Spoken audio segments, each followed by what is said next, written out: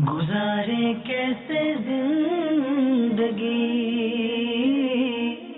آؤ علماء سے پوچھ لیں، آئے جو مشکل پیش کوئی، آؤ علماء سے پوچھ لیں۔ الحمدللہ رب العالمین والصلاة والسلام علی سید المرسلین، اما بعد فاعوذ باللہ من الشیطان الرجیم، بسم اللہ الرحمن الرحیم۔ الصلاة والسلام علیک یا رسول اللہ وعلی آلک واصحابک یا حبیب اللہ۔ الصلاة والسلام علیک یا نبی اللہ وعلی آلک واصحابک یا نور اللہ۔ میٹھے میٹھے اسلامی بھائی اور مدنی چینل کے ناظرین، سلسلہ دارالفتہ اہل سنت میں ایک بار پھر آپ کو مرحبا کہتے ہیں۔ پیارے آقا مدنی مصطفیٰ صلی اللہ تعالی علیہ وسلم نے ارشاد فرمایا کہ جو روزانہ 1000 مرتبہ درود پاک پڑھے گا وہ مرے گا نہیں جب تک جنت میں اپنی جگہ نہ دیکھ لے۔ صلو علی الحبیب صلی اللہ تعالی علی محمد صلی اللہ علیہ وسلم۔ کالز دے دیجئے۔ شوکت علی اتاری گلارچی سندھ پاکستان سے عرض کر رہا ہوں۔ میرا دارالفتہ اہل سنت میں مفتی صاحب سے عرض ہے کہ ہمیں یہ جواب عنایت فرمائیں کہ یہ داڑھی ہے کہ بال یا سر کے بال سفید ہو جاتے ہیں تو ان میں مہندی لگانا سنت ہے یا ہیئر کلر بھی لگایا جا سکتا ہے؟ برائے مہربانی جواب ارشاد فرمائیں۔ انشاءاللہ عرض کرتے ہیں۔ جی اگلی کال۔ السلام علیکم ورحمۃ اللہ وبرکاتہ۔ وعلیکم السلام ورحمۃ اللہ وبرکاتہ۔ میرا نام اجاز اختر اتاری ہے، میں اٹک سے بول رہا ہوں۔ میرا مفتی صاحب کی بارگاہ میں سوال ہے کہ یہ شب معراج پہ جو روزہ رکھتے ہیں اور یہ رات کو نفل نماز ہوتی ہے یا ذکر و اذکار، تو کچھ لوگ کہتے ہیں کہ یہ جو ہے نا اس میں قرآن و حدیث میں کوئی ثابت نہیں ہے، اس کا قرآن و حدیث کی روشنی میں جواب فرما دیجیے۔ جی اگلی کال۔ مجھے سوال یہ پوچھنا تھا، یہ جو لوگ ڈیری فارمنگ کرتے ہیں تو یہ جو انجیکشن مار کے دودھ جو زیادہ لیتے ہیں اس میں ہارمونز بڑھ جاتے ہیں اور وہ نقصان دہ ہوتے ہیں صحت کے لیے، تو یہ جائز ہے یا ناجائز ہے؟ انشاءاللہ عرض کرتے ہیں۔ جی اگلی کال۔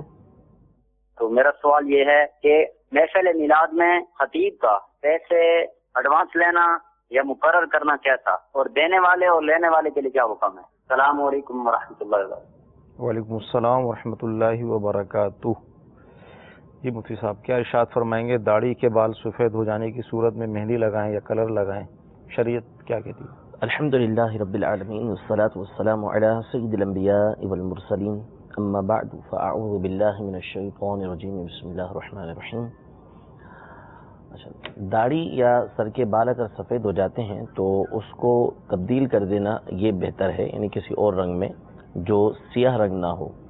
سیاہ رنگ یعنی کالا رنگ، بلیک کلر جو ہوتا ہے، اس کے علاوہ کوئی اور رنگ جو ہے اس کے ذریعے سے داڑھی یا سر کے بالوں کو بدل دینا یہ بہتر ہے، اچھا کام ہے، مستحب کام ہے۔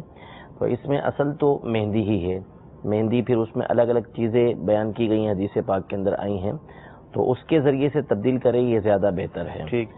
ہاں اگر کوئی شخص جو ہے وہ ہیئر کلر کے ذریعے بھی اپنے بالوں کو تبدیل کرتا ہے تو یہ بھی جائز ہے، جبکہ وہ رنگ کالا نہ ہو، یعنی کالے رنگ کے علاوہ کوئی اور رنگ استعمال کرتا ہے کہ جس کے ذریعے سے اس کے داڑھی کے بال یا سر کے بال جو ہے وہ سفیدی کو کسی اور رنگ میں تبدیل کر دیتا ہے تو اس میں حرج نہیں ہے، وہ کر سکتا ہے۔ صحیح۔ ڈارک براؤن جو کلر ہوتا ہے، مطلب ڈبے پہ تو یہ لکھا ہوتا ہے کہ ڈارک براؤن ہے، لیکن جب لگاتے ہیں تو کالا سا محسوس ہوتا ہے۔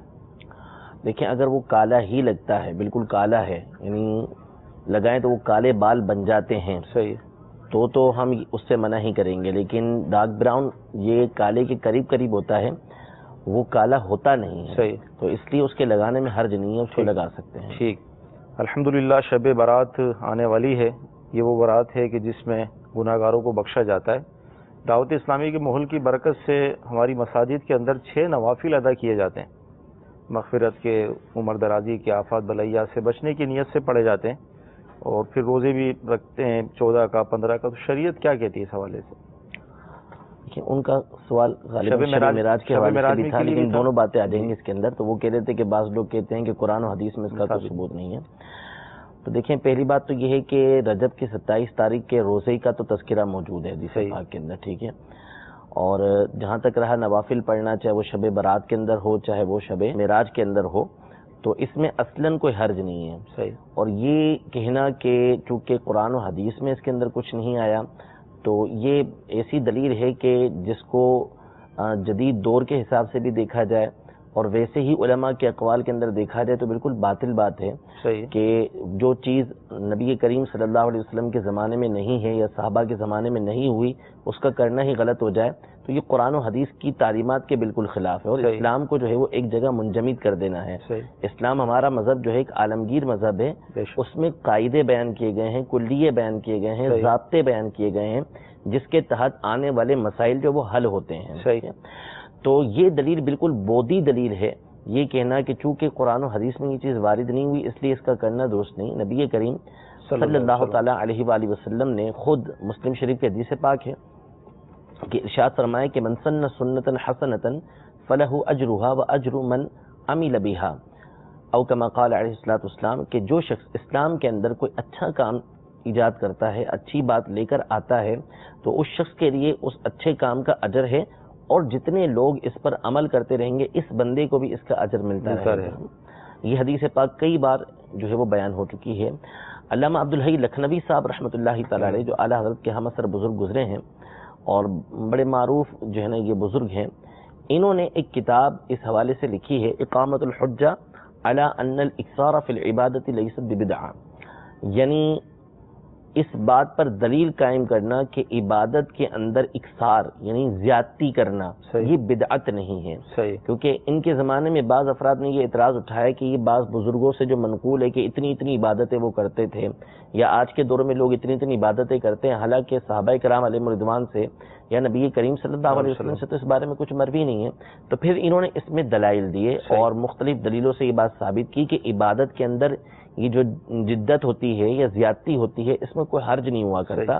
اصل یہ دیکھا جائے گا کہ آیا یہ شریعت مطہرہ کے کسی اصول سے, شریعت مطہرہ کے کسی ضابطے سے ٹکرا رہا ہے یا نہیں ٹکرا رہا. تو شب معراج ہو یا شب قدر ہو, اس میں عبادت کرنا شریعت کی کس نص سے ٹکراتا ہے, کس اصول سے ٹکراتا ہے, کس ضابطے سے ٹکراتا ہے, ہرگز کوئی اس بات کو ثابت نہیں کر سکے گا. صرف یہ کہنا کہ نبی کریم صلی اللہ علیہ وسلم کے زمانے میں ایسا نہیں ہوا یا صحابہ کے زمانے میں ایسا نہیں ہوا, تو 50 کام ایسے ہیں کہ جو اس زمانے میں ہو سکتے تھے لیکن اس کے باوجود صحابہ کرام علیہ رضوان نے وہ کام نہیں کیے, بعد کے علماء نے وہ کام کیے ہیں. تو اس لیے یہ کہنا بالکل غلط ہے. اور تابعین سے اس حوالے سے روایتیں موجود ہیں. حافظ ابن رجب حنبلی رحمۃ اللہ تعالی علیہ کہ جو تقریباً 7ویں صدی ہجری کے بزرگ ہیں اور بہت بڑے محدث گزرے ہیں, کئی کتابیں انہوں نے حدیث کی لکھی ہیں. ان کی کتاب لطائف المعارف کے نام سے. تو اس میں انہوں نے شامی بزرگوں کا یہ طریقہ کار لکھا ہے کہ یہ شامی بزرگ جو تھے یہ اس طرح کی جو بڑی راتیں آتی تھیں اس میں مساجد کے اندر جمع ہو کر رات عبادت کیا کرتے تھے, رات بھر عبادت کیا کرتے تھے. تو اس لیے ان کا طریقہ کار یہ منقول ہے. تو اس لیے اگر یہ چیز غلط ہوتی تو ہرگز وہ اس طرح کا معاملہ یہ نہ کرتے. تو یہ کہنا کہ قرآن و حدیث میں چونکہ نہیں آیا تو اس لیے جو ہے ہم ایسا نہیں کریں گے, تو ایسا نہیں ہے. ممنوع وہ چیز ہوتی ہے کہ جو قرآن و حدیث سے ٹکراتی ہو اس سے منع کیا جائے گا. اگر قرآن و حدیث سے وہ چیز ٹکراتی نہیں ہے تو علماء نے اس کی اجازت دی ہے, اس کو بدعت مستحبہ, بدعت واجبہ, بدعت مباحہ علماء نے قرار دیا ہے. جس نیت کرنا, ہم زبان سے نیت کرتے ہیں تو علامہ شامی رحمۃ اللہ تعالی علیہ نے, صاحب در مختار نے, سب نے اس بات کو لکھا کہ یہ بدعت مستحبہ ہے.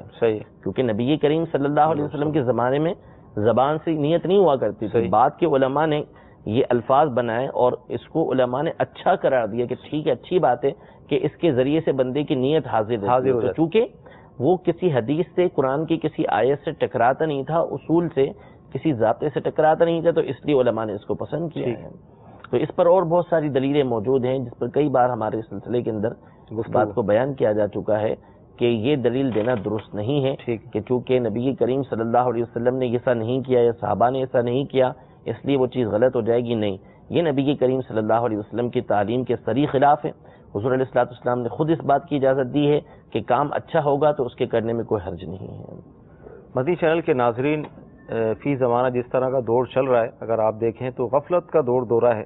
اس بہانے لوگ مسجد میں آ جاتے ہیں, نمازیں پڑھ لیتے ہیں, عصر سے ہماری مسجدیں بھر جاتی ہیں اور عشاء تک یہ سلسلہ جاری رہتا ہے. تو شیطانی وسوسوں کو جگہ نہ دیں کہ یہ حدیث میں نہیں ہے، قرآن میں نہیں ہے۔ اللہ کے گھر مسجد آباد ہو جاتی ہیں اس بہانے، تو لہذا اس میں جو ہے وہ خوش ہوا جائے، اور اس کی مطلب یہ کہ مزید ترغیب دلائی جائے تاکہ مسلمان اس بہانے نمازیں پڑھ لیتے ہیں، نیک اعمال کر لیتے ہیں۔ تو انشاءاللہ تعالی شب برات قریب ہے، انشاءاللہ اس سال بھی ہر سال کی طرح ہم اپنی مساجد کو آباد کریں گے، 6 نوافل بھی پڑھیں گے، انشاءاللہ روزے بھی رکھیں گے انشاءاللہ عز و جل۔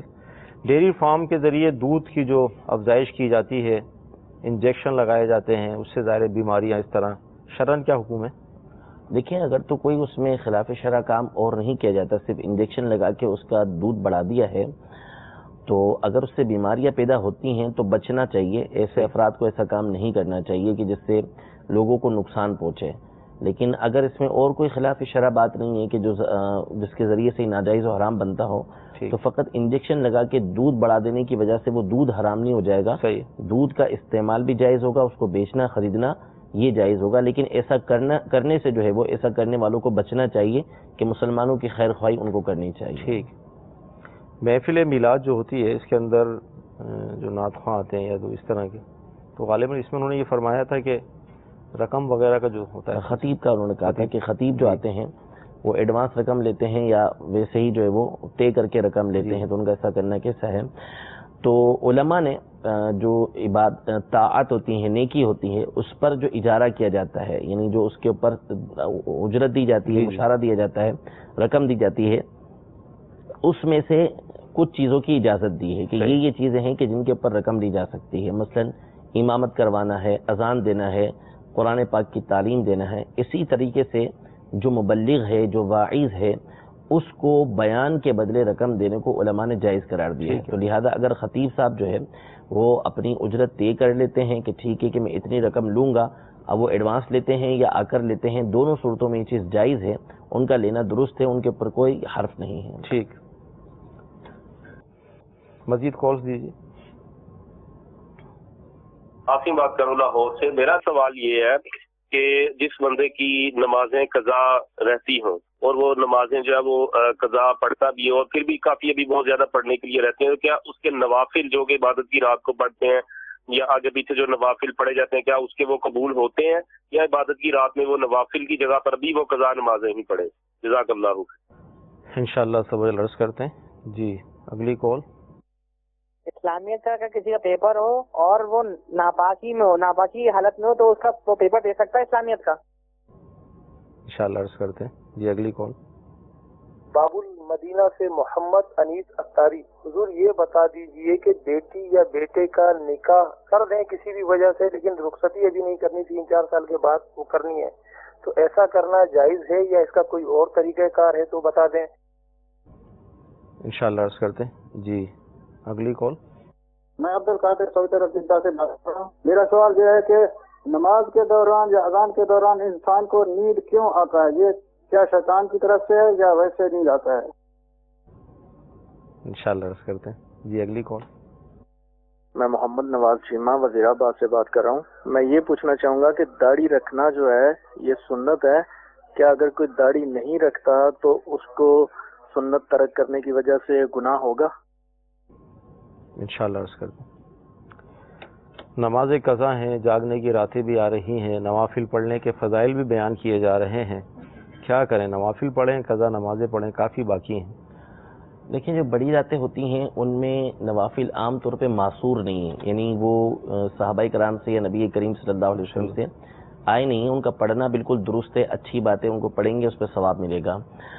تو اس میں جو زیادہ بہتر کام ہوتا ہے وہ یہی ہوتا ہے کہ بندہ اس میں قضا نمازیں ادا کرے، ٹھیک، یہ اس کے لیے زیادہ بہتر ہے کہ قضا نمازیں پڑھے۔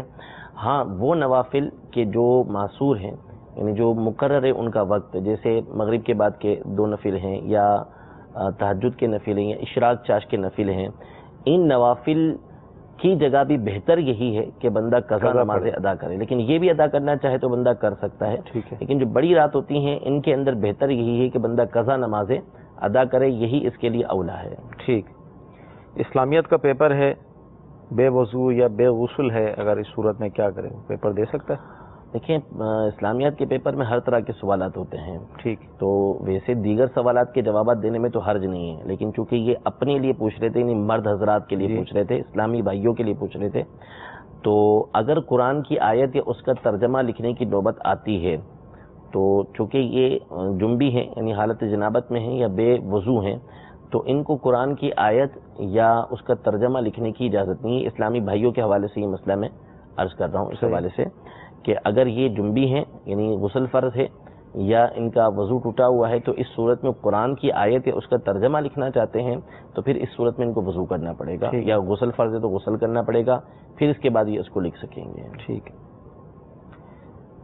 بیٹی کا نکاح ہو چکا ہے یا بیٹے کا نکاح ہو چکا ہے, رخصتی میں 3 سال کا عرصہ ہے, اس درمیان کچھ پوچھ رہے تھے یہ کیا؟ دیکھیں یہ جو نکاح اور رخصتی کے درمیان فرق رکھتے ہیں, وقفہ رکھتے ہیں, تو شرعاً اس میں کوئی حرج نہیں ہے. خود بی بی عائشہ رضی اللہ تعالی عنہا کا جو نکاح ہوا وہ 6 یا 7 سال کی عمر کے اندر ہوا, یعنی دونوں روایتیں موجود ہیں 6 سال اور 7 سال کی, تو اس میں ہوا, اور رخصتی جو ہے وہ 9 سال کی عمر کے اندر ہوئی, یعنی یہ فرق ہوا درمیان کے اندر 2 سے 2.5 سال کا. تو اس وجہ سے علماء نے فرمایا کہ اس میں کوئی حرج نہیں ہے, وقفہ ہوتا ہے درمیان میں تو ایسا ہو سکتا ہے. لیکن جو ہمارا زمانہ ہے اس میں جو حالات ہیں اس میں بہتر یہی ہے کہ نکاح کے فوراً بعد اگر کوئی عذر نہیں ہے, کوئی مجبوری نہیں ہے, تو بندے کو رخصتی کر دینی چاہیے, دیر نہیں کرنا چاہیے, کیونکہ عام طور پہ پھر جب ایسے مسائل کھڑے ہوتے ہیں, طلاق ہو جاتی ہے, تو دیگر مسائل جو ہے نا وہ کھڑے ہو جاتے ہیں. تو اس لیے نکاح اور رخصتی کے درمیان فرق نہ رکھیں تو ہی بہتر ہے. ٹھیک. نماز کے دوران نیند آتی ہے یا وضو کرتے ہیں تو نیند آتی ہے, کیوں آتی ہے؟ اذان یا نماز کے دوران آتی ہے. تو ابھی کیوں آتی ہے اس کی بظاہر تو کوئی لوجک ہے نہیں. بہرحال یہ کہ نماز کی حالت میں اگر کوئی سو جاتا ہے تو اس میں جو ہے وہ حدیث پاک کے اندر موجود ہے کہ اللہ تبارک و تعالیٰ, یعنی کوئی بندہ سجدے میں گیا اور سو گیا تو اللہ تبارک و تعالیٰ فرشتوں کے سامنے فخر فرماتا ہے کہ یہ بندہ دیکھو کہ اس کا جسم تو زمین پہ پڑا ہے اور اس کی روح میرے پاس ہے. سبحان اللہ. تو یعنی وہ فخر کی بات اللہ تبارک و تعالیٰ فخر فرماتا ہے اس کے اوپر. تو نماز کی حالت میں تو یہ ہے کہ اس طرح کا بندہ کا اس طرح کا معاملہ ہو تو یہ اللہ تبارک و تعالیٰ فرشتوں کے سامنے فخر فرماتا ہے. لیکن ہوتا کیوں ہے؟ اب بعض بزرگوں سے سنا ہے کہ رحمتیں نازل ہوتی ہیں تو اس طرح بعض اوقات ہوتا ہے کہ اس رحمتوں کی وجہ سے ایک قلبی سکون کی وجہ سے جو ہے اس کو نیند آ جاتی ہے. لیکن واللہ تعالی عالم اس کی حقیقت کیا ہے یہ مجھے معلوم نہیں ہے. ٹھیک ہے. لیکن نماز کے دوران اگر نیند آ جائے تو اس کی شریعت کے احکام ہے کہ وضو ٹوٹے گا نہیں ٹوٹے گا, وہ الگ صورتیں ہیں. جی, یعنی اس کے لیے وضو نہیں ٹوٹتا, یعنی سنت کے مطابق جو نماز ادا کر رہا ہے سو بھی گیا سنت کے مطابق سجدے کی حالت میں, صحیح, تو اس سے اس کا وضو نہیں ٹوٹے گا. ٹھیک ہے. داڑھی رکھنے کے حوالے سے تھا سوال کہ یہ رکھنا سنت ہے, واجب ہے, کیا ہے؟ اگر نہیں رکھیں گے تو کیا ہوگا؟ وہ کہہ رہے تھے کہ سنت ہے کہ سنت چھوڑنے پر سنت کا گناہ ہوگا. تو داڑھی رکھنا جو ہے یہ سنت سے ثابت ہے, یعنی اس کی جو دلیل ہے نا وہ سنت سے ثابت ہے. داڑھی رکھنا یہ واجب ہے. صحیح. یعنی جیسے عید کی نماز کو سنت کہتے ہیں تو اس لیے کہتے ہیں کہ وہ سنت سے ثابت ہے, ورنہ حقیقتاً وہ واجب ہے. اسی طرح داڑھی رکھنا یہ واجب ہے. لہذا اگر کوئی شخص داڑھی منڈوائے گا یا ایک مٹھی سے کم کروائے گا تو یہ ناجائز و حرام ہوگا, گنہگار ہوگا, اس پر توبہ کرنا یہ لازم ہوگی. ٹھیک. مدنی چینل کے ناظرین, دعوت اسلامی کا مدنی ماحول الحمدللہ عز و جل ہماری تربیت کرتا ہے, اصلاح کا ایک موقع ہمیں فراہم کرتا ہے. تو دعوت اسلامی کی مدنی ماحول سے وابستہ ہو جائیے. الحمدللہ عز و جل بے شمار اسلامی بھائی اس ماحول سے وابستہ ہو کر سنتوں کے سانچے میں ڈھل چکے ہیں. تو لہذا ماحول میں آ جائیں گے تو انشاءاللہ ان سنتوں پر عمل کرنا ہمارے لیے آسان ہو جائے گا. جی, کال دیجیے. جی, میں نے پوچھنا تھا کہ شکار کرنا کیسا ہے, کہ جانوروں کو جو مارتے ہیں یا ایسے, اس کی شرعی حیثیت کیا ہے؟ انشاءاللہ عرض کرتے ہیں. جی, میرا آپ سے یہ سوال ہے کہ اگر والدین اپنے بیٹے کو نماز فجر با جماعت پڑھنے سے منع کریں, کیا ان کی بات مانی جائے گی؟ انشاءاللہ عرض کرتے ہیں. جی, اگلی کال. میرا سوال یہ ہے کہ جب میں نماز شروع کرتا ہوں نا صاحب, تو اس کے بعد مجھے بہت خیال آ جاتے ہیں اور 4 نماز کی بجائے میں 2 پڑھ لیتا ہوں. اس کے بتاؤ میں کیا کروں؟ اس کے بعد مجھے پتا ہوتا ہے کہ میں پڑھنی تو 4 تھی, اب میں 2 پڑھ کے میں سلام پھیر دیا ہے. میرا اس سے میں کیا کروں؟ انشاءاللہ عرض کرتے ہیں. جی, اگلی کال. یہ جو ہم لوگ دربار پہ جاتے ہیں اور وہاں پہ ہم جو نوافل ادا کرتے ہیں وہ جو قبر ہوتی ہے اس کے پیچھے کھڑے ہو کر ادا کرنے چاہیے یا آگے؟ جی, اگلی کال. میرا نام محمد رفیق ہے، لاہور سے بات کر رہا ہوں. متروں کے بارے میں ذرا بتا دیں. انشاءاللہ عرض کرتے. شکار کرنا کیسا؟ دیکھیے شکار ایک ہوتا ہے شکار کرنا اور ایک ہوتا ہے شکار کھیلنا. جی. تو ہمارے یہاں ایک بہت بڑی تعداد ہے جو شکار کھیلتی ہے. صحیح. تو شکار کھیلنا تو یہ ناجائز و حرام ہے، اس کی اجازت نہیں ہے. جیسے یہ مچھلی کا شکار کرنے کے لیے جاتے ہیں تو اعلیٰ حضرت نے اس کی مثال دی ہے کہ گھنٹوں گھنٹوں بیٹھے رہتے ہیں جال ڈال کر، اور ان کا مقصد صرف تفریح ہوتا ہے. کیونکہ وہ جتنی دیر وہاں پہ لگاتے ہیں اتنی دیر میں وہ خرید کر جو ہے وہ بازار سے کھا بھی سکتے ہیں، اور ان کو اس کی غرض بھی نہیں ہوتی. وہ نکالیں گے، نکال کے کسی کو دے بھی دیں گے، اس کی حاجت نہیں ہے. تو یہ جو جانوروں کا شکار کرنا شریعت نے اجازت دی ہے، یہ ایک ظاہر ایک جانور کو مارنا ہے. تو یہ اس لیے اجازت دی ہے کہ اس کے ذریعے سے منفیت حاصل ہو، یعنی بندے کو فائدہ حاصل ہوتا ہے. تو وہ فائدہ حاصل کرنے کے لیے شریعت نے جانوروں کو مارنے کی اجازت دی. بلا ضرورت شرعی مارنے کی کسی کو اجازت نہیں ہوتی. اور اس میں یہ لہو و لعب کے طور پہ ہوتا ہے، یعنی کھیل کود کے طور پر ہوتا ہے. تو اس کی جو ہے وہ شرعاً اجازت نہیں ہوتی جو شکار کھیلنے کے لیے جاتے ہیں. ہاں کوئی کاروبار کرتا ہے جانوروں کے گوشت کا، اس کے لیے وہ شکار کر رہا ہے، یا اپنے گھر بار کے لیے کھانے کے لیے وہ شکار کے ذریعے ہی گوشت حاصل کرتا ہے. تو اس لیے وہ جانوروں کا شکار کر رہا ہے، حلال جانوروں کا. تو اس کو شرعاً اجازت ہے کہ وہ اس طرح شکار کر سکتا ہے. لیکن اگر اس کا مقصد تفریح ہے، تفریح حاصل کرنے کے لیے وہ شکار کر رہا ہے، تو اس کی شرعاً اجازت نہیں ہے، یہ ناجائز و حرام. ٹھیک ہے. یہ جو دوسری قول تھی کہ والدین نماز فجر سے منع کرتے ہیں با جماعت پڑھنے کے لیے، اب اس میں وضاحت نہیں ہے کہ موجودہ حالات کے پیش نظر ہے کیا کنڈیشن ہے، تو والدین کے لیے کیا حکم ہوگا؟ دیکھیں تو دیکھا جائے گا کہ کیوں منع کر رہے ہیں. تو اگر اس کی شفقت کی وجہ سے منع کر رہے ہیں اور واقعی صورت حال ایسی ہے راستے میں جو ہے وہ واقعی وہاں پہ ایسے لوگ ہوتے ہیں فجر کے وقت میں کہ جو لوٹ لیتے ہیں یا مار دیتے ہیں، یا جانور راستے میں سے خطرناک ہیں کہ صبح کے وقت ہوتے ہیں کہ جو واقعی اس کو ضرر پہنچانے والے، نقصان پہنچانے والے. ایسی کنڈیشن ہے واقعی دیکھا جائے گا اس حوالے سے کہ جو اس کے لیے عذر بنتا ہے جانے سے کہ وہ جماعت چھوڑ سکتا ہے اس میں، تو پھر وہ والدین کی بات مان لیں اس حوالے سے. اور بس ایسے ہی روک رہے ہیں، کوئی وجہ نہیں ہے، مسجد قریب ہے، جماعت اس کے اوپر واجب بھی ہے، اور اس کو روک رہے ہیں، تو پھر اس صورت میں اس کو چھوڑنے کی اجازت یہ نہیں ہوگی. ٹھیک. نماز شروع کرتے ہیں، خیالات اتنے آتے ہیں کہ 4 کی جگہ 2 پہ ہی سلام پھیر دیتے ہیں، یا ظاہر پریشان ہوتے ہیں، تو اس کا کوئی حل ارشاد فرمائیں.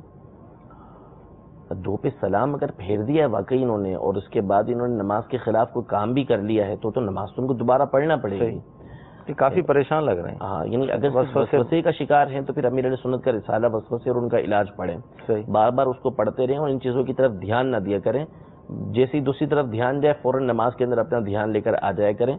اور صرف وسوسے کی بنیاد پر یہ کہتے ہیں کہ میں نے 4 کی جگہ 2 پڑھی ہے، تو جو ان کا ظن غالب ہے اس کے مطابق یہ عمل کریں گے. وہ اس پہ ہم یہ نہیں کہیں گے کہ انہوں نے 4 کی جگہ 2 پڑھ لی ہیں. ہاں واقعی اگر 4 کی جگہ 2 پڑھی ہیں انہوں نے، اور بس خیالات میں گم تھے اور اس میں سلام پھیر دیا، اور پھر اس کے بعد کسی سے گفتگو بھی کر لی، وہاں سے اٹھ کے چل دیے، کسی کے سلام کے جواب دے دیا، یعنی ایسا کام کر لیا کہ جو نماز میں نہیں کیا جاتا، نماز کے خلاف انہوں نے کام کیا ہے کوئی، تو اب چونکہ وہ دوبارہ کھڑے ہو کے اس پر نماز کو پورا بھی نہیں کر سکتے، تو ان کو نماز دوبارہ پڑھنا پڑے گی. تو اس لیے اس کی طرف توجہ نہ دیا کریں، اور امیر علیہ سنت کا جو رسالہ ہے وسوسے اور ان کا علاج، اس کو بار بار پڑھتے رہا کریں. ٹھیک. مزارات پر جو جاتے ہیں، دربار بھی ظاہر انہیں کہا جاتا ہے، تو نوافل جو پڑھتے ہیں تو وہ قبر کے سامنے پڑھیں گے، پیچھے پڑھیں گے، کیا کس طرح پڑھیں گے؟ دیکھیے قبر کے سامنے نماز پڑھنا، اس طرح پڑھنا کہ بالکل قبر سامنے ہے اور اس کے سامنے بندہ نماز پڑھ رہا ہے، یہ تو اجازت نہیں ہے، یہ مکروہ ہے اس طرح نماز پڑھنا. اور قبر سامنے ہے لیکن درمیان میں سترا ہے، کوئی دیوار بنا دی، کوئی جنگلہ بنا دیا ہے، اب اس میں پڑھ رہا ہے تو نماز ہو جائے گی. اسی طرح کسی میدان کے اندر یہ قبر ہے اور وہ 3 صفحے تقریباً دور سے نماز پڑھ رہا ہے، تو اس صورت میں بھی نماز ہو جائے گی، کیونکہ اب یہ قبر کے سامنے نماز پڑھنا نہیں ہوگا، قبر سے دور وہ نماز پڑھ رہا ہے. اور اگر قبر کے بالکل سامنے نماز پڑھتا ہے تو اس کی اجازت نہیں ہے. اسی طرح قبر کے اوپر سجدہ کرتا ہے تو اس کی اجازت نہیں ہے. دائیں بائیں پڑھتا ہے یا قبر کے آگے پڑھتا ہے، یعنی قبر اس کے پیچھے ہوتی ہے، تو اس میں اصلاً حرج نہیں ہے. اور اس پر بہت سارے دلائل فتاوی رضویہ کی 5ویں جلد کے اندر موجود ہیں.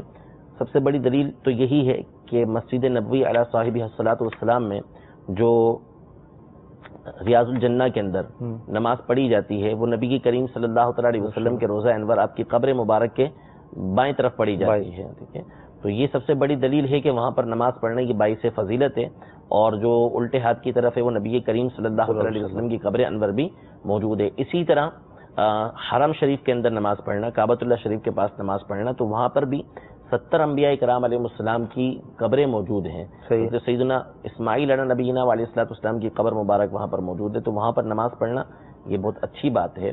تو صاحب قبر کی برکتیں اس کو حاصل ہوتی ہیں، جبکہ وہ دائیں بائیں اور آگے کی طرف پڑھ رہا ہے. قبر کے عین سامنے پڑھنے کی اس کو شرعاً اجازت نہیں ہے. اس طرح اور بہت سارے دلائل قرآن و حدیث کے اندر موجود ہیں، جس کی ڈیٹیل جو ہے وہ فتاوی رضویہ کی 5ویں جلد کے اندر یہ موجود ہے. وطر کے بارے میں ارشاد فرمائیں.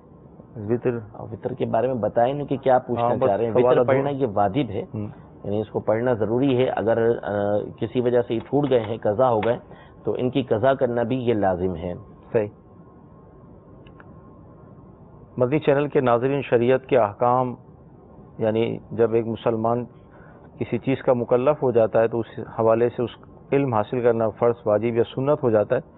اور الحمدللہ ہمارا یہ سلسلہ اسی طرح کے احکام سیکھنے کے حوالے سے چل رہا ہے. انشاءاللہ آپ یہ سلسلے دیکھتے رہیں گے تو آپ کے علم میں کثیر اضافہ ہوتا رہے گا. لہذا سلسلے دیکھتے رہیں، اہم مدنی پھول تحریر کرتے رہیں، ایک ڈائری بنا لیں، اور جس طرح آپ کو رسائل کے حوالے سے ذہن دیتے ہیں، جیسے ابھی مفتی صاحب نے ارشاد فرمایا وسوسے اور ان کا علاج، تو یہ رسالہ آپ حاصل کریں. اسی طرح وقتاً فوقتاً آپ کو رسائل الکتب کے حوالے سے معلومات فراہم کی جاتی ہے. تو دعوت اسلامی کے جو مکتبۃ المدینہ آپ کے شہروں میں قائم ہے، وہاں سے آپ انہیں حاصل کریں، یا دعوت اسلامی کی ویب سائٹ پر جا کر آپ یہ کتابیں ڈاؤن لوڈ کر ان کا مطالعہ کر سکتے ہیں. جی اگلی کال دیجیے. میرا نام محمد مدثر ہے، میں چکوال سے بات کر رہا ہوں. میرا سوال مفتی صاحب سے یہ ہے کہ کیا عورتیں قبرستان میں جا سکتی ہیں اور مزاروں پر جا سکتی ہیں؟ برائے کرم اس کی تفصیل بتا دیں. اگر اس کے بارے میں کوئی کتاب ہے تو اس کا نام بھی بتا دیں. انشاءاللہ عرض کرتے ہیں. جی اگلی کال.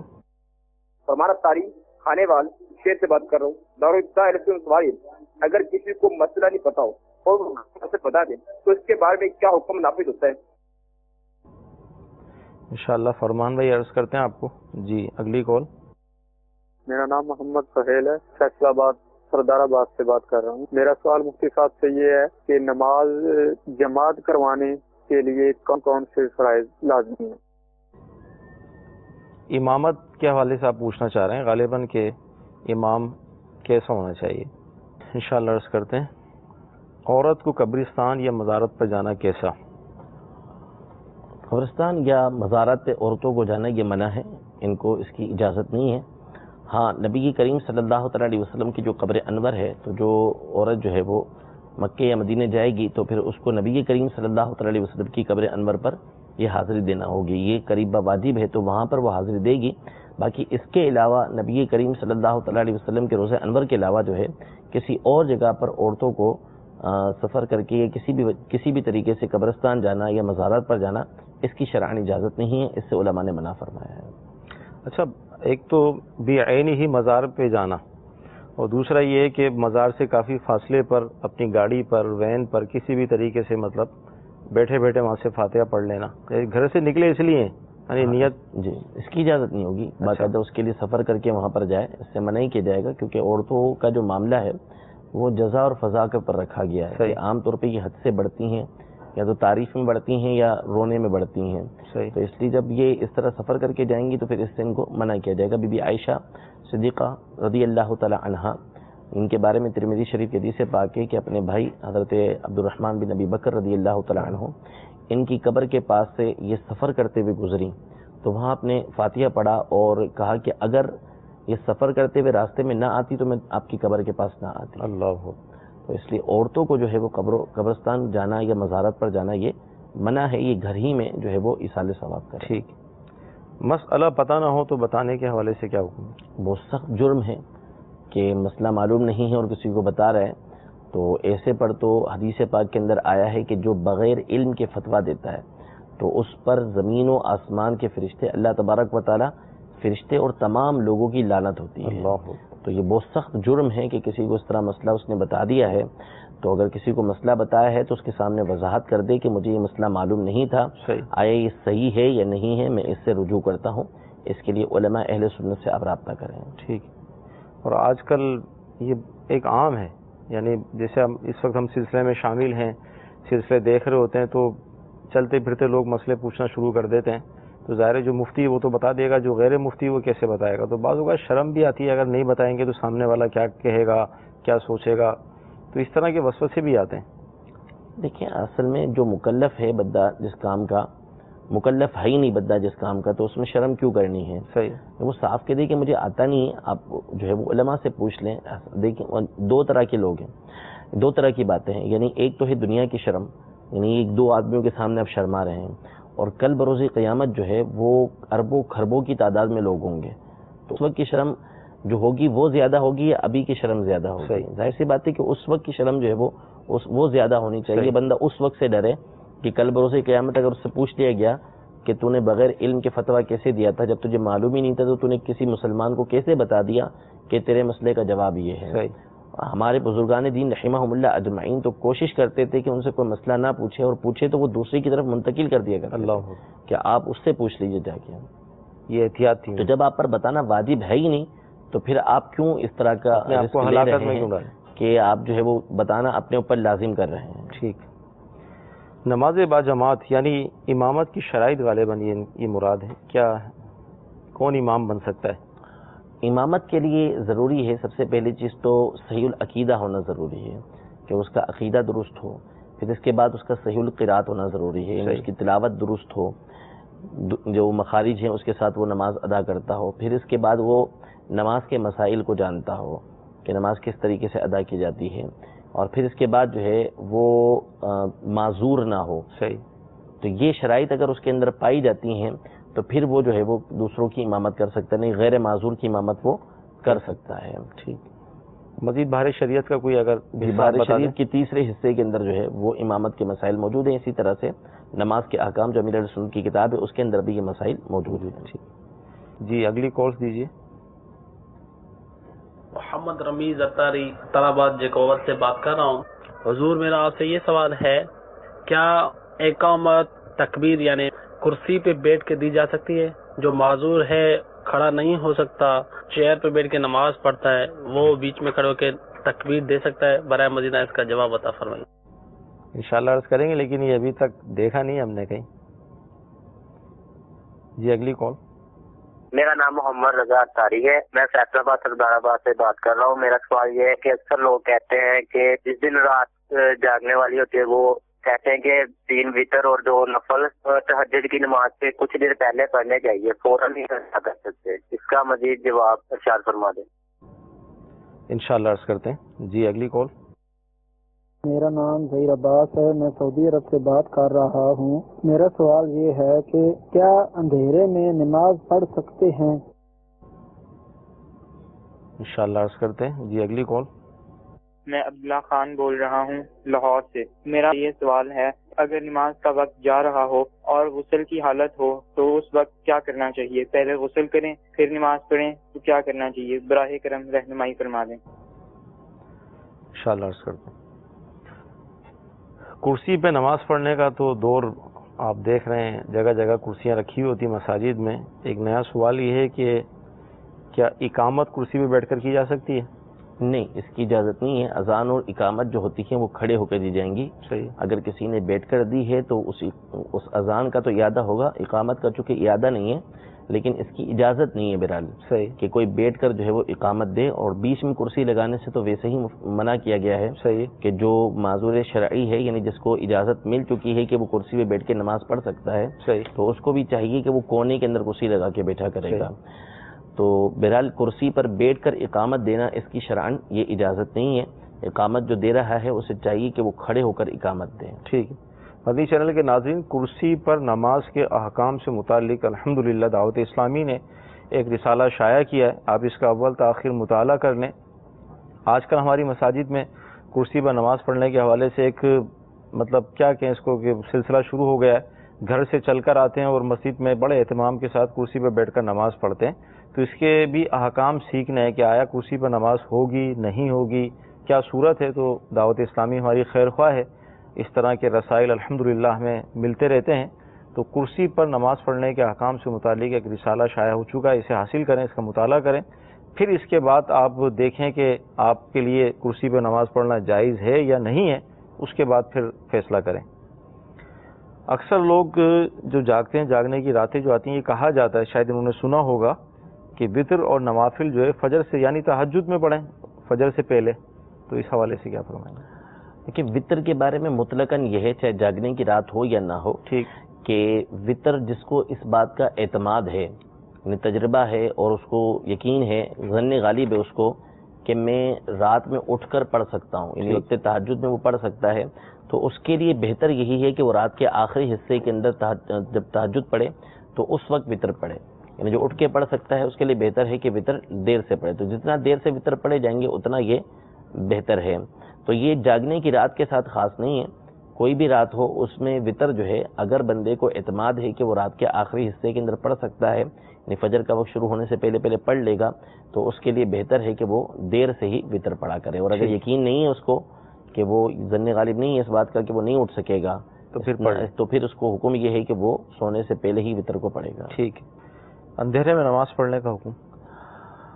اندھیرے میں نماز پڑھنا، دیکھیں اگر تو مطلقاً اندھیرا ہے، کوئی اس میں مسئلہ نہیں ہے، تو یہ تو احادیث طیبہ سے ثابت ہے کہ نبی کریم صلی اللہ تعالیٰ علیہ وآلہ وسلم جو ہے وہ اندھیرے میں نماز پڑھا کرتے تھے، کہ آپ جو ہے وہ نوافل جب پڑھا کرتے تھے گھر کے اندر، تو چونکہ آپ کا حجرہ مبارکہ جو تھا، جو کائنات کی سب سے افضل جگہ ہے، لیکن جو اس کا حجم تھا، اس کا جو اس کا حدود اربع تھا، یا جو اس کی لمبائی چوڑائی کہہ لیں، تو وہ بہت چھوٹی تھی، تو بی بی عائشہ رضی اللہ تعالیٰ عنہا یہ آرام فرما ہوتی تھیں، اور نبی کریم صلی اللہ علیہ وسلم نماز پڑھتے تھے، تو جب آپ سجدے میں جایا کرتے تھے تو آپ کے ہاتھ مبارک جو تھے وہ بی بی عائشہ کے پاؤں سے ٹکراتے تھے، وہ پاؤں سمیٹ لیا کرتی تھی۔ اس ذریعے سے ان کو پتہ چلا کرتا تھا کہ نبی کریم صلی اللہ علیہ وسلم اب سجدے میں جانے لگے ہیں، تو وہ پاؤں سمیٹ لیا کرتی تھی، تو وہ اندھیرا ہوا کرتا تھا۔ اسی طرح حدیث پاک سنن نسائی کی کہ نبی کریم صلی اللہ تعالیٰ علیہ وسلم کا جو زمانہ تھا اس میں گھروں کے اندر اس وقت چراغ نہیں ہوا کرتے تھے، حضور علیہ الصلوۃ والسلام کے گھر مبارک میں بھی چراغ نہیں ہوا کرتا تھا، رات میں جلا نہیں کرتا تھا چراغ، ویسے روشنی تھی، نور کی روشنی تھی آپ علیہ الصلوۃ والسلام کی، لیکن ظاہری طور پر چراغ کا انتظام یہ نہیں ہوا کرتا تھا، اور آپ علیہ الصلوۃ والسلام اپنے گھر کے اندر نماز ادا فرمایا کرتے تھے، نفل پڑھا کرتے تھے، تو اس لیے بظاہر اندھیرے کے اندر نماز پڑھنے میں کوئی حرج نہیں ہے۔ البتہ اگر اندھیرا اتنا شدید ہے اور بندہ جو نماز پڑھ رہا ہے اس کو اس میں خوف محسوس ہو رہا ہے کسی طرح کا، اس کی توجہ بڑھ رہی ہے، اس میں اس کے خشوع و خضوع نہیں اس کو حاصل ہو رہا کہ پتہ نہیں کوئی جانور آ جائے، کچھ ہو جائے، اس لیے اس کی توجہ بار بار اس طرف جا رہی ہے، تو پھر ایسی صورت کے اندر، ایسے اندھیرے کے اندر نماز نہیں پڑھنا چاہیے، اس سے بچنا بہتر ہے، انتظام کر کے پھر وہ نماز کو ادا کرے۔ ہاں نہیں ہو رہا انتظام، نماز کا وقت جا رہا ہے، تو ابھی اس اندھیرے کے اندر بھی اس کو نماز یہ ادا کرنا پڑے گی۔ ٹھیک ہے۔ نماز کا وقت جا رہا ہے، غسل کرنے کی حاجت بھی ہے، اب کیا کریں؟ اگر تو وہ غسل کر کے فرض ادا کر سکتا ہے تو اس صورت میں تو اس کو غسل کرنا پڑے گا، پھر اس کے بعد وہ نماز ادا کرے، اور اگر اتنا وقت نہیں ہے کہ اگر غسل کرنے جائے گا تو نماز اس کی رہ جائے گی، جیسے فجر میں اٹھا مثال کے طور پر، اور اب وقت اتنا ہے کہ غسل کرے گا تو نماز چلی جائے گی، تو اس صورت میں حکم یہ ہے کہ وہ تیمم کرے، تیمم کرنے کے بعد اس نماز کو ادا کرے، اور پھر اس کو بعد میں وہ دوبارہ پڑھے گا۔ ٹھیک جی، کال دیجیے۔ میں احمد حسن لاہور سے بول رہا ہوں۔ میرا سوال یہ ہے زکوٰۃ کے بارے میں کہ میں زکوٰۃ جو ہے نا وہ ہر رمضان کے جیسے شوال شروع ہوتا ہے تو میں نا اس کا زکوٰۃ دینا شروع کر دیتا ہوں، یعنی کہ جو سال کی مطلب ایڈوانس دینا شروع کرتا ہوں ہر مہینے میں دیتا ہوں، مطلب جتنی بھی بنتی ہے 10,000 8,000 5,000 وہ سال پورا دیتا رہتا ہوں، تو کیا ایسے میرا وہ زکوٰۃ کا حق ادا ہو جاتا ہے کہ اس میں کوئی مسٹیک ہے یا نہیں، یہ میں پتہ کرنا۔ جی انشاءاللہ عرض کرتے ہیں اگلی کال۔ محمد ندیم اختاری گجرات سے۔ وہ مفتی صاحب سے میرا سوال یہ ہے کہ کیا مذہب حنفیہ کچھ لوگ بولتے ہیں یا مذہب اسلام، اس میں صحیح جو ہے وہ کیا ہے؟ کہ زکوٰۃ وہ پورے سال دیتے ہیں، ہر مہینے 4,000 5,000 8,000، اس حوالے سے کیا ان کی زکوٰۃ ادا ہو جائے گی؟ جی، جب وہ صاحب نصاب ہیں، یعنی ان کے اوپر زکوٰۃ فرض ہو چکی ہے، تو صاحب نصاب ہونے کے بعد اب وہ نکال رہے ہیں ایڈوانس میں، تو وہ نکال سکتے ہیں۔ صحیح کہ بہتر بھی یہی ہے کہ ہر مہینے کچھ نہ کچھ یہ دیتے رہیں، جب سال پورا ہو جائے گا، یعنی جس وقت یہ جب ان کے پاس زکوٰۃ فرض ہوتی ہے، وہ جب دن آ جائے گا تو پھر اس دن ان کو حساب کرنا پڑے گا کہ میں نے کتنی ادا کر دی ہے اور کتنی باقی ہے، تو جتنی باقی ہے وہ اب ادا کرنا ان کے اوپر ضروری ہو جائے گا، پچھلی جو زکوٰۃ کی نیت سے دی ہے وہ زکوٰۃ ان کی ادا ہو جائے گی۔ تو جو یہ انداز انہوں نے اختیار کیا وہی درست ہے، اس طریقے سے یہ کر سکتے ہیں کہ ہر مہینے ہر روز ہر ہفتے کچھ نہ کچھ یہ زکوٰۃ کی رقم میں نکالتے رہتے ہیں، دیتے رہتے ہیں، تو ٹھیک ہے اس طرح کر سکتے ہیں، لیکن جب سال کا آخر آئے گا جس وقت ان کے اوپر زکوٰۃ فرض ہو رہی ہوگی تو اس وقت ان کو حساب کرنا پڑے گا، جتنا باقی ہوگا ان کو ادا کرنا پڑے گا۔ ٹھیک۔ اچھا، بعض ہمارے ایسے ہوتے ہیں جو رمضان کا انتظار کرتے ہیں کہ رمضان میں ہی دیں گے، حالانکہ شعبان کا مہینہ تھا یا رجب کا مہینہ تھا جس میں ان کا سال پورا ہو رہا تھا، تو اس حوالے سے کیا فرمائیں؟ گناہ گار ہوں گے، اس طریقے سے گناہ گار ہوں گے بالکل۔ جب زکوٰۃ فرض ہو گئی تو فوری اس کی ادائیگی ضروری ہے، یعنی فقیر کو فوراً تلاش کرے، جتنی دیر میں وہ پہنچا سکتا ہے اتنی دیر معاف کی گئی ہے۔ سستی کاہلی کرنا، لیٹ کرنا اس کی شرعاً اجازت نہیں ہے، گناہ گار ہوں گے، اس پہ توبہ کرنا ہوگی۔ تو رمضان کا انتظار نہ کریں، رجب میں فرض ہو رہی ہے فوری آپ کو رجب کے اندر دینا ہوگی، شعبان میں فرض ہو رہی ہے شعبان میں دینا ہوگی۔ آپ رمضان کی فضیلت حاصل کرنا چاہتے ہیں، آپ رمضان میں ایڈوانس زکوٰۃ نکالنا شروع کر دیں، اور یا پوری کی پوری زکوٰۃ اگلے سال کی رمضان میں دے دیں۔ پھر جب آپ کا سال پورا ہو رہا ہے رجب میں آ کے، تو آپ حساب کر لیں کہ کتنی رقم باقی ہے جو زائد ہوئی ہے، تو وہ آپ جو ہے وہ اپنا بقایا رقم اس وقت ادا کر دیں۔ تو رمضان میں جو آپ نے ادا کی ہے وہ رمضان کا ثواب آپ کو مل جائے گا، اور جب فرض آپ کے اوپر ہو رہی ہے اس وقت آ کے باقی آپ ادا کر دیں گے تو آپ کا فرض ادا ہو جائے گا۔ فقیر آپ نے ارشاد فرمایا کہ فقیر کو دے دیں، تو فقیر تو شرعی فقیر، شرعی فقیر یہ جو مانگنے والے فقیر پیشہ ور وہ نہیں، شرعی فقیر یعنی جس کو زکوٰۃ لگتی ہے، جو زکوٰۃ کا مستحق ہے، جس کے پاس 7.5 تولہ سونا، 52.5 تولہ چاندی یا اس کے مساوی اس کے برابر رقم نہیں ہے، مال تجارت اتنا نہیں ہے کہ جو 52.5 تولہ چاندی کے برابر ہو جائے، یا ضرورت کے علاوہ سامان اس کے پاس اتنا نہیں ہے کہ جو 52.5 تولہ چاندی کے برابر پہنچ جائے، تو اتنا اگر اس کے پاس نہیں ہے تو یہ شرعی فقیر کہلاتا ہے، ایسے شخص کو زکوٰۃ دے سکتے ہیں۔ آخری ہمارے کالر تھے، مذاہب اسلام کے حوالے سے شاید ان کا سوال تھا، قیامت کا کچھ اس طرح کا۔ مذہب حنفی اور مذہب اسلام کے حوالے سے سوال کیا تھا کہ مذہب اسلام کے نہ درست ہے، مذہب حنفی دونوں کے نہ درست ہے۔ اصل میں طریقہ کار کو کہتے ہیں، تو ہمارا جو مذہب ہے وہ اسلام ہی ہے، یعنی دین اسلام ہی کو ہم ماننے والے ہیں، اور مذہب حنفی اس لیے کہتے ہیں کہ امام اعظم ابو حنیفہ رضی اللہ تعالی عنہ نے قرآن و حدیث کی روشنی کے اندر جو مسائل ہمیں بتائے ہیں، جو طریقہ کار ہمیں بتایا ہے، اس کو ہم فالو کرتے ہیں، ان کے فالوور ہیں، ہم ان کی تقلید کرتے ہیں، اس لیے ہم کو حنفی کہا جاتا ہے۔ اور امام اعظم نے جو قرآن و حدیث کی روشنی کے اندر مسائل بتائے ہیں اس کو مذہب حنفی کہا جاتا ہے۔ اسی طرح امام شافعی نے بتایا تو اس کو مذہب شافعی کہا جاتا ہے، مذہب مالکی کہا جاتا ہے، مذہب جو حنبلی ہے وہ کہا جاتا ہے۔ تو مختلف مذاہب یہ اسلام ہی کے تحت آتے ہیں، یعنی جو مختلف فقہ کے مذاہب ہوتے ہیں وہ مذاہب اسلام ہی ہوتے ہیں۔ اللہ تعالیٰ کی بارگاہ ہم دعا کرتے ہیں کہ اللہ تعالیٰ آج کا ہمارا یہ سلسلہ قبول فرمائے۔ یہ رسالہ آقا کا مہینہ، اس کے اندر شب برات کے حوالے سے، شعبان کے مہینے کے حوالے سے بہت سارے مدنی پھول تحریر کیے گئے ہیں، آپ اسے حاصل کر لیں، اس کا اول تاخیر مطالعہ کر لیں، انشاءاللہ عز و جل مزید برکتیں حاصل ہوں گی۔ اللہ تعالیٰ ہمیں عمل کی توفیق عطا فرمائے۔ صلو علی الحبیب صلی اللہ تعالی علی محمد صلی اللہ علیہ وسلم۔ گزارے کیسے زندگی، آؤ علماء سے پوچھ لیں، آئے جو مشکل پیش کوئی، آؤ علماء سے پوچھ لیں۔